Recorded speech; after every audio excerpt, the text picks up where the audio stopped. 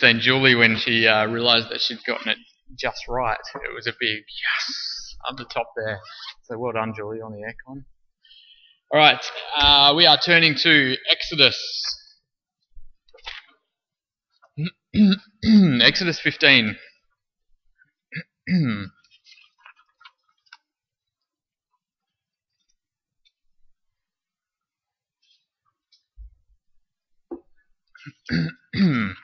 So Old Testament.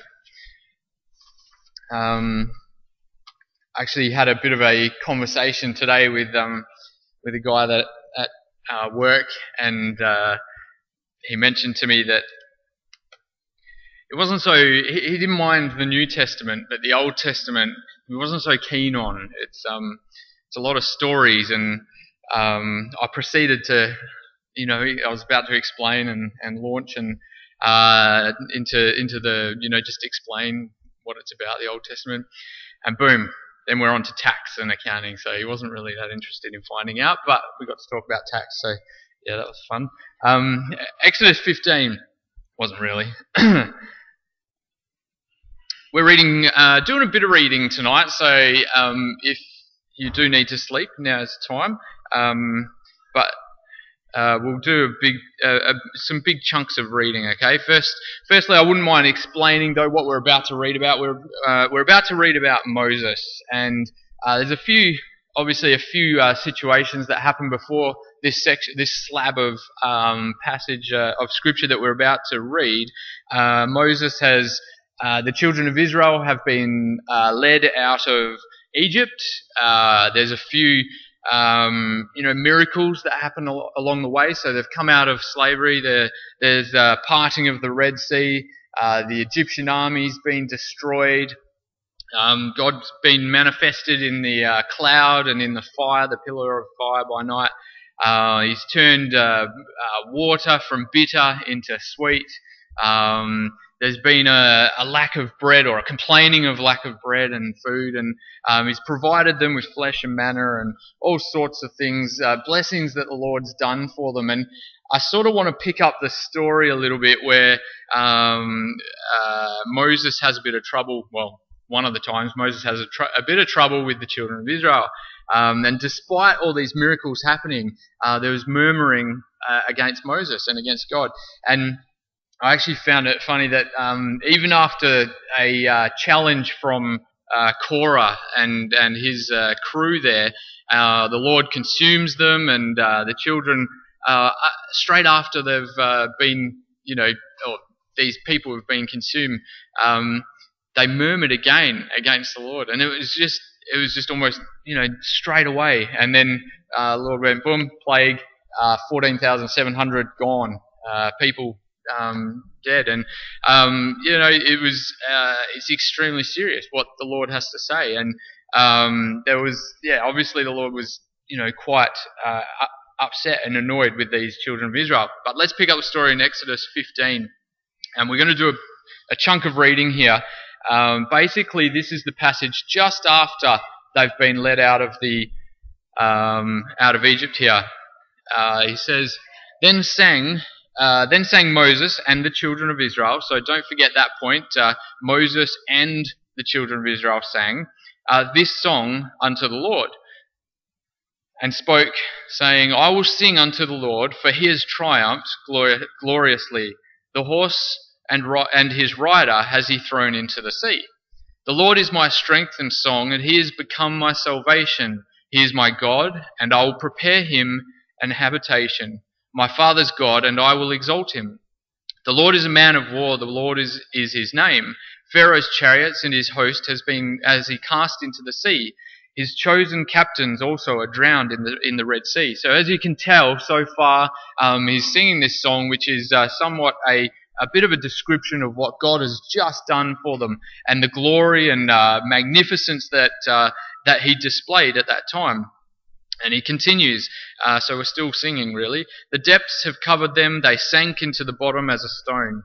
Thy right hand, O Lord, is become glorious in power. Thy right hand, O Lord, has dashed in pieces the enemy, and in the greatness of thine excellency thou hast overthrown them that rose up against thee. Thou hast sent us forth thy wrath, which consumed them as stubble, and with the blast of thy nostrils,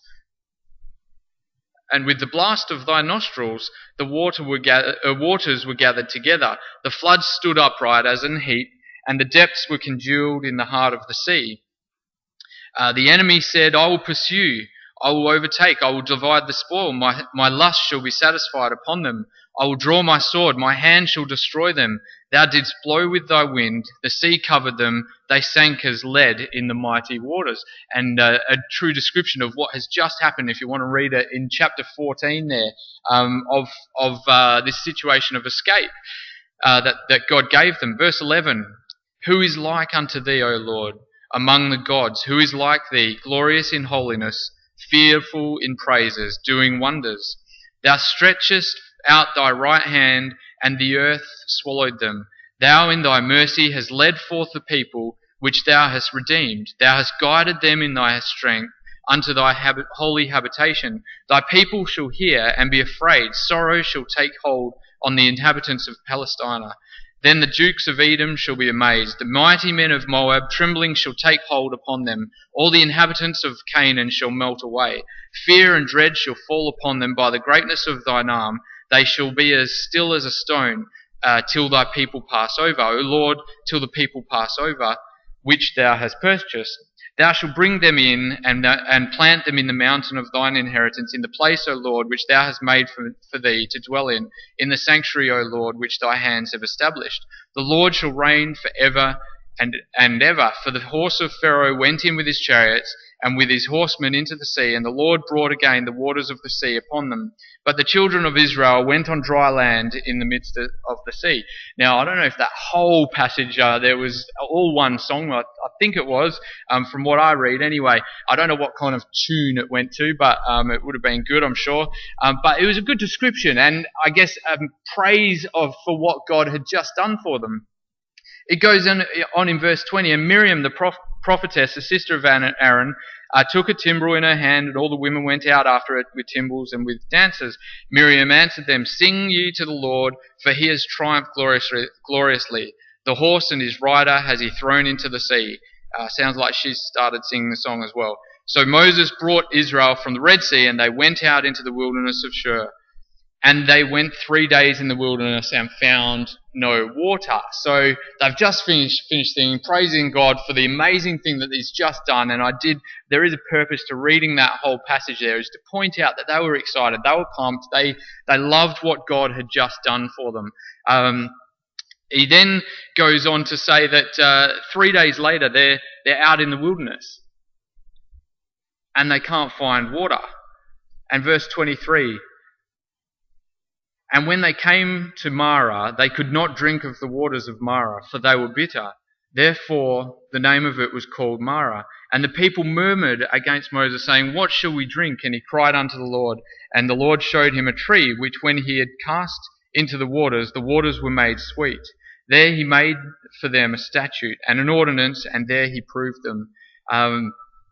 And so he has this situation where almost straight after they've had this amazing blessing from God, they've just been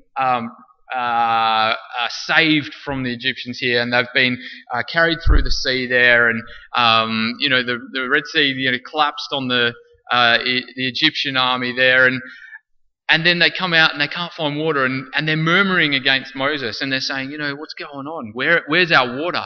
What have you done to us? And you can just imagine what sort of a scene it would have set. Let's go over to chapter 17, one page over. Another example of this same sort of feeling that Moses and God is getting from the children of Israel.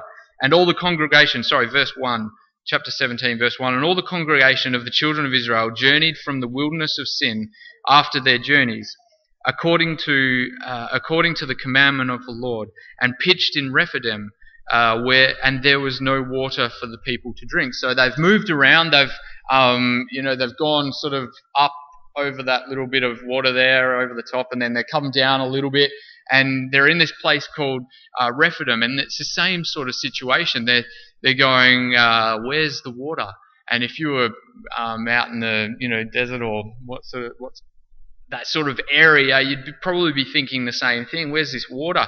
That's what was one thing we need to survive. And there was no water there for the people to drink. Verse 2, wherefore the people did chide with Moses. Now that word chide, I don't hear very often, but what it means is to grapple or to hold controversy, to debate with, to complain and to find fault in. And that's what the people are doing. They're finding fault and complaining about this situation. So verse 2, wherefore the people did chide. So they debated with Moses and said, give us water that we may drink. And Moses said unto them, why chide you with me? Wherefore do you tempt the Lord? As in, why are you finding fault with me? And also, after everything that God's done for us, why are you also testing God? Why are you tempting God here? And the people thirsted, verse 3, and the people thirsted there for water. And the people murmured against Moses and said, wherefore is this that thou hast brought us up out of Egypt to kill us and our children and our cattle with thirst? And so they're saying, I guess, and as a person without faith and a person without trust, you could be forgiven for thinking the same thing. That question mark over, hey, guess what? You just took us from Egypt where, we were fed and we had water, and now you've brought us out here where they say, you've brought us up out of Egypt to kill us and our children and our cattle with thirst. You're going to bring us out here to kill us with thirst. Is that what you've done? And there's a certain lack of confidence in the Lord, a certain lack of faith, a certain lack of trust in God. And I guess if you're those upstairs wanting a topic for this theme and this talk for mine tonight, it's a long one, sorry. It's hold fast the confidence and the rejoicing of the hope firm unto the Lord. So I hope you got that down. That's what we're looking at here today. The confidence and rejoicing in the hope firm unto the end. And there's a scripture we're going to go to that uses those words exactly in a second. But there is certainly in this example here of the Israelites where they were lacking in that confidence and they were not trusting in God. You would think that if they were, they would have understood. Well, there's going to be a plan. The Lord is going to provide. God's going to provide something, and maybe it's going to come out of a rock. I don't know. And that's what you would presume. But no, they actually chided with Moses and didn't trust God. Verse 4, and Moses cried unto the Lord, saying, what shall I do unto this people? They be almost ready to stone me. So they were getting a little bit upset. They're ready to stone him, which wouldn't be a nice way to go. But he was a little bit concerned and said, Lord, what shall I do? And the Lord said unto Moses, go on before the people, and take with thee the elders of Israel, and thy rod wherewith thou smotest the river, take in thine hand, and go. Behold, I will stand before thee there upon the rock in Horeb, and thou shalt smite the rock, and there shall come water out of it, that the people may drink. And Moses did so in the sight of the elders of Israel.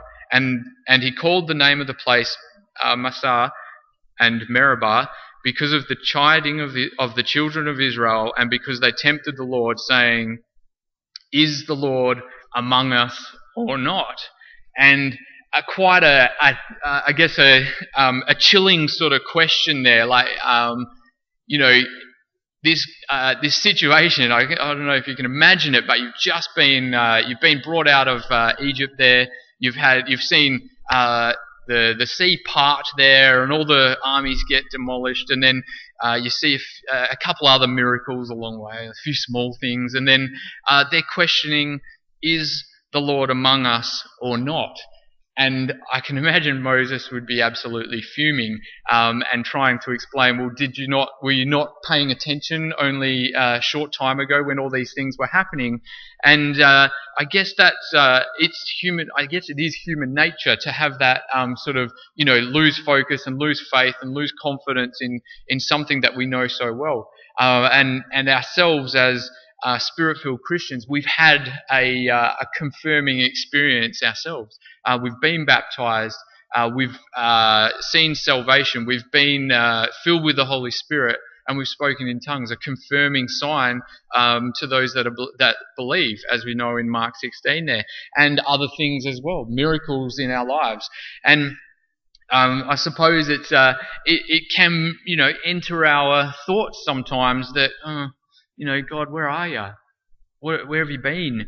I don't know if you go as far to say, is the Lord among us or not? But I guess the encouragement tonight is that we don't think like that, but we just have confidence. We just have faith. Let's go up to 1 Corinthians 10.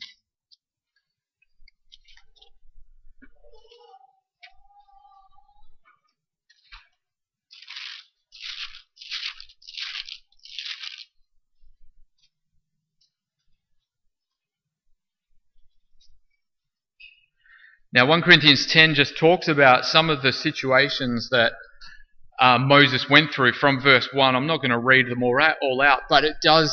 It's a perfect little summary of a lot of the things that happened there to Moses. And he goes on to say in verse, this is Paul, in verse 11. So he's explained these things about Moses. He explains the rock and the pillars and of fire and cloud and so on. And he says, verse 10 there, neither murmur you, as some of them also murmured and were destroyed of the destroyer. And verse 11, now all these things happened unto them for ensamples, and they are written for our admonition, upon whom the ends of the world are come. And I guess that was going to be one of my points to this guy today that talked to me about the Old Testament. These passages in the Old Testament are good examples for us. They're good guidance. It talks about us being a schoolmaster in another passage. It is good encouragement for us. We can learn from it, from the examples that they give us there in the Old Testament. Obviously, it's a horrible situation that happened there. With Korah, a couple hundred people dying, and then 14,700 with the plague. But it's examples to us as Spirit-filled Christians. He then goes on to say in verse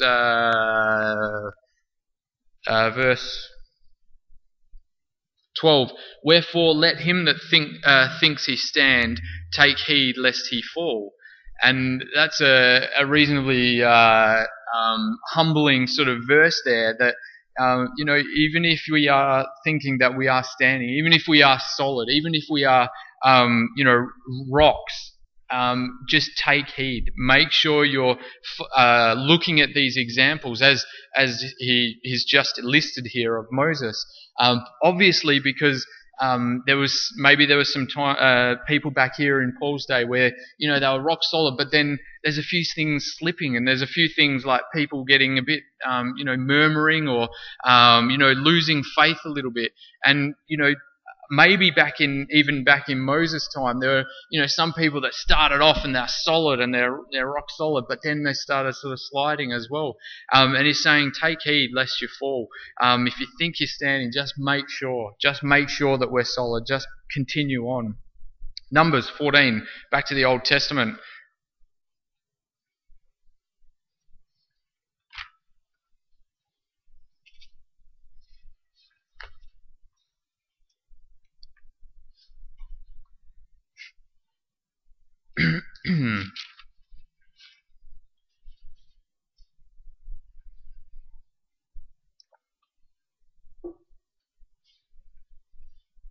Numbers 14 verse 11 is a similar sort of story here about Moses, just different book recorded.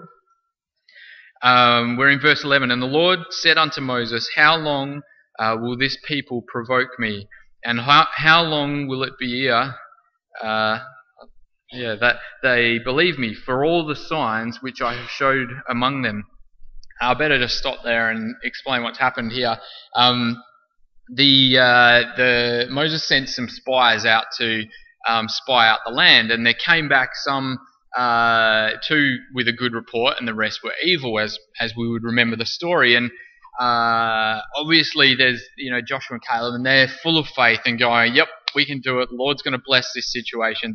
We are going to take this land, and it's going to be brilliant. We're going to have such a good time." And then the rest of them brought back this evil report, and basically lacked the faith that God had, God wanted them to have.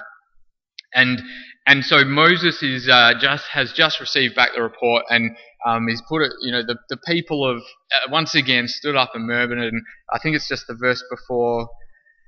Verse 9, only rebel not ye against the Lord, neither fear ye the people of the land, for they are bread for us. Their defence is departed from them, and the Lord is with us. Fear them not. But all the congregation bade stone them with stones, wanted to stone them basically. And the glory of the Lord appeared in the tabernacle of the congregation before all the children of Israel. So basically the children of Israel are going, nah, we don't want to do it. You're out of your depth. You're taking on too much. You're biting off more than you can chew. We don't want to have a bar of it. We want to stone you instead. And verse 11, and the Lord said unto Moses, so now he's talking with the Lord, how long will this people provoke me? And how long will it be here that they believe me for all the signs which I have showed among them? So he says, despite everything that I've done for them, they're still coming back with this same attitude. He says, verse 12, he must be sick of it. I will smite them with the pestilence and disinherit them, and will make of thee a greater nation and mightier than they. And I wonder whether Moses is sort of standing there and going, shaking in his boots, going, uh-oh, he's gonna wipe out basically a whole nation. I better put the handbrake on. And Moses said unto the Lord, then the Egyptians shall hear it, for thou broughtest up this people in thy might from among thee. And there's a little winky face there. And they will tell it to the inhabitants of this land, for they have heard that thou, Lord, art among this people, that thou, Lord, art seen face to face, and that thy cloud stands over them, and that thou goest before them by daytime in a pillar of a cloud, and in a pillar of fire by night. Now if thou shalt kill all this people as one man, then the nations which have heard the fame of thee will speak, saying, because the Lord was not able to bring this people into the land which he sware unto them, therefore he has slain them now in the wilderness. So he's sort of going, really, is it a good idea if you kill them all? Because then they're just going to say, well, you let them out, you couldn't save them, so you just killed them instead. And interesting proposal by Moses. In verse 17, and now I beseech thee, let the power of the Lord be great, according as thou hast spoken, saying, the Lord is long-suffering and of great mercy, forgiving iniquity and transgression, and by no means clearing the guilty, visiting the iniquity of the fathers upon the children unto the third and fourth generation. Pardon, I beseech thee, the iniquity of this people according unto the greatness of thy mercy, and as thou hast forgiven this people from Egypt even till now. And the Lord said, I have pardoned according to thy word.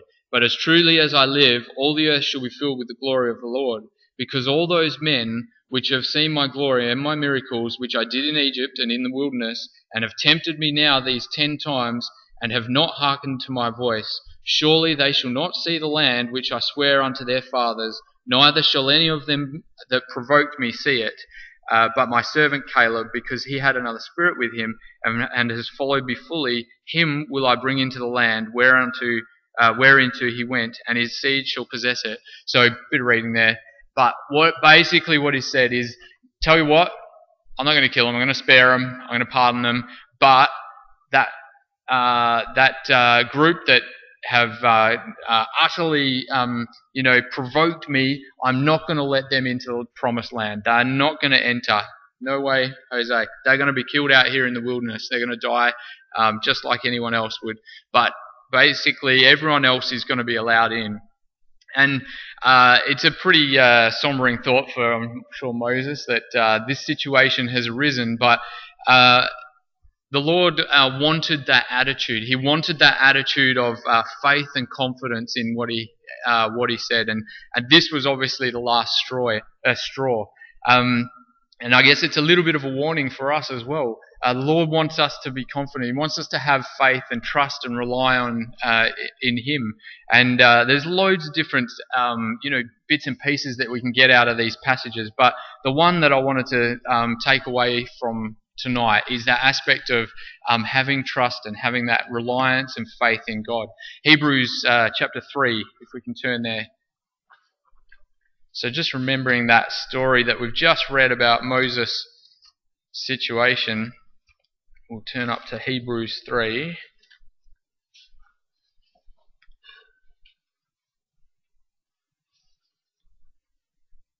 And in verse 7,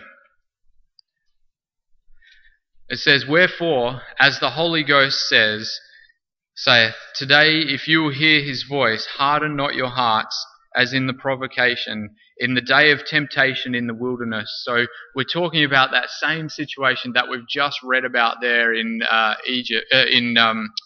Exodus and Numbers there.